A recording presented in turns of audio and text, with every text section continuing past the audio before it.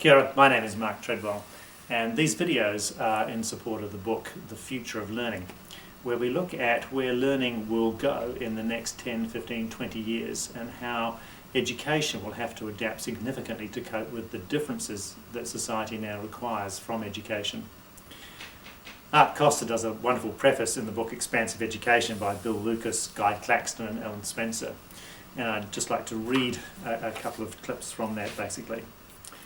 At this time in history, there's an international surge, a kind of intellectual spring, brought about by the realisation that the country's future in the 21st century and beyond depends on its people's creativity, problem-solving, communication and collaboration. This creates new imperatives for the education systems. National ministries of education around the world are adopting expansive approaches to education, exemplified by dispositional teaching and learning. We must constantly remind ourselves of the ultimate purpose of evaluation is to have students learn to become self-evaluative. If students graduate from our schools still dependent upon others to tell them when they are adequate, good or excellent, and when we've missed the whole point of what education is all about. Reframing society, however, is no easy task. Peter Medawar, a British biologist, said, "The human mind treats a new idea in the same way the body treats a strange protein. It rejects it." Trying to change the views of parents, politicians and educators and their subsequent behaviour and language, given the best possible justification, will necessarily cause everyone discomfort. So what we would like to look at now is, in this first chapter, we're going to look at the transitions we've gone through so far. And we've talked about paradigm shifts, and we've written quite a bit around this sort of work. Our first paradigm shift as human beings was our capacity to develop oral language. And that really has taken us the last 2 million years.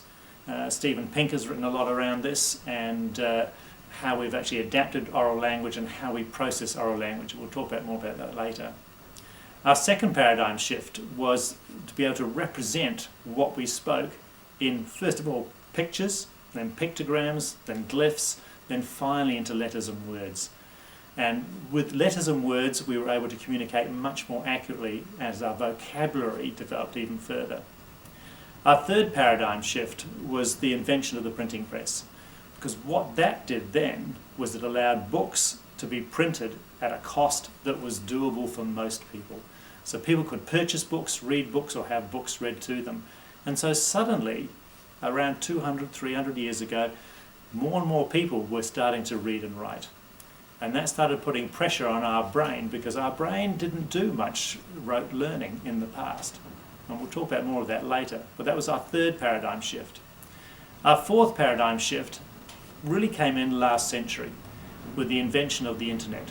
And then the proliferation of the internet allowed us to have access to information, knowledge, ideas, concepts in almost our fingertips at almost no cost.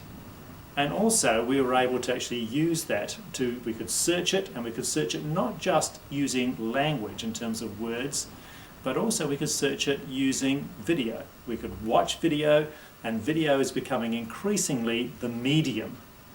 And in fact in Facebook, Nicola Mendelsohn, she talks about the fact that, and she's the vice president of Facebook, she says in 5 years' time, Facebook will be entirely video. So we're seeing a fifth paradigm shift now on our horizon, and that's the shift away from text and books, such as this, to more of our learning happening through video. And that's going to be a real challenge for educators. And we'll talk more about that later as we go through the process. So at the moment, we've got the situation in schools where last century we really wanted 20% of people to be smart to pretty much tell the 80% what to do. In this century, that's completely turned on its head. And now we need 80% of people to manage their everyday world and lives. Now, using reading and writing gave us a beautiful distribution curve where we got the 20% down this end of the spectrum, and it left the 80% down this end of the spectrum.